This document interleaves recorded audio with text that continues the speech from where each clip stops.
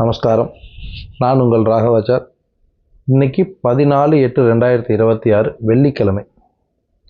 இன்னைக்கு நட்சத்திரம் பார்த்தீங்கன்னாக்க காலையில் 7:30 மணி வரலும் மகா நட்சத்திரம் இருக்குது. அதுக்கப்புறம் பூர நட்சத்திரம் ஆரம்பம். இந்த பூர நட்சத்திரம் அப்படின்றது பொதுவாக பார்த்தீங்கன்னா தெய்வ ரீதியில் ஆண்டாளோட நட்சத்திரம்.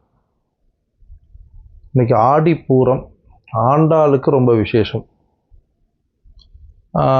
வளையல் அதே மாதிரி அம்மன் கோயில்களில் வளையல் சாத்துறது, சின்ன குழந்தைங்களுக்கு அலங்காரம் பண்ணி கொண்டு போகிறது, இதெல்லாம் இந்த சமயங்கள், அதாவது கன்னியா பொண்ணுங்களுக்கு அலங்காரம் பண்ணி ஒரு இது பண்ணுறதுன்றதெல்லாம் இந்த சமயங்கள் நடக்கக்கூடிய ஒரு விசேஷம். அதே மாதிரி இன்னைக்கு திதி பார்த்தீங்க அப்படின்னாக்கா துத்தியை, அதாவது பௌர்ணமியான மூணாவது நாள், அமாவாசைக்கு 3வது நாள், பௌர்ணமிக்கு 3வது நாள், அது மாதிரி 3வது இது. பெருசா பாதகம் அப்படின்றது ரெண்டாவது இது, 3வது இதில் 2வது அமாவாசைக்கு 3வது நாள் நம்ம பிரதம துதியை, அதாவது வளர்பிறையில் வரும்போது 2வது நாள். ரொம்ப நிதானமான ஒரு நாளாக இந்த நாள் நமக்கு நடக்கும். வெள்ளிக்கிழமை கிழமைகள்லே ஆகட்டும், நட்சத்திரத்திலே ஆகட்டும், திதியிலே ஆகட்டும், ஓரளவுக்கு நமக்கு நல்ல அனுகூலியம் உள்ள நாள். மேஷத்திலிருந்து துலாம் வரைக்கும் இருக்கக்கூடிய ராசிக்காரங்களுக்கு ஓரளவுக்கு நல்ல அனுகூலியம் இருக்கும். பெருசாக தொந்தரவுகள் இருக்காது. சின்ன சின்ன உடல் உபாதைகள் இருக்கும், பெருசாக தொந்தரவுகளை கொடுக்காது. கொஞ்சம் மன உளைச்சலை ஏற்படுத்தும், பெருசாக பாதகம் இல்லை.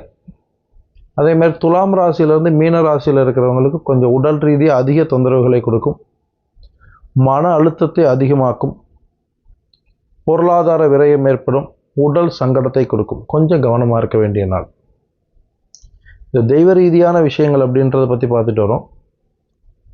அதாவது தெய்வ ரீதி அப்படின்ற ஒரு விஷயம் நமக்கு எப்போ தோணும் அப்படின்னாக்க, நமக்கு ஒரு காலநிலையில் முடியலை, இல்லை தடங்கல்களை கொடுக்குது, தொந்தரவுகள் ஆகுது, நம்மளால் எதையும் மூவ் பண்ண முடியல, வேறு நிர்கதி இல்லை அப்படின்ற பட்சத்தில் நம்ம தெய்வங்கள்கிட்ட போயிட்டு நிற்கும்போது அதோட அனுகூலியம் அப்படின்றது நிறைய மைனஸை கொடுக்கும்.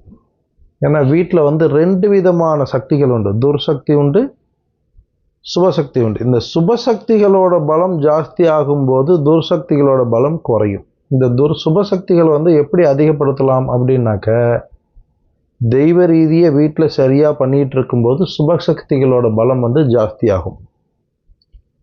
தெய்வ ரீதி குறையும் போது அசுப சக்திகளோட பலம் ஜாஸ்தி ஆகும். இதை பற்றி தெரிஞ்சுக்கிறதுக்கு இன்னும் அடுத்த இதில் பார்க்கலாம். நமஸ்காரம்.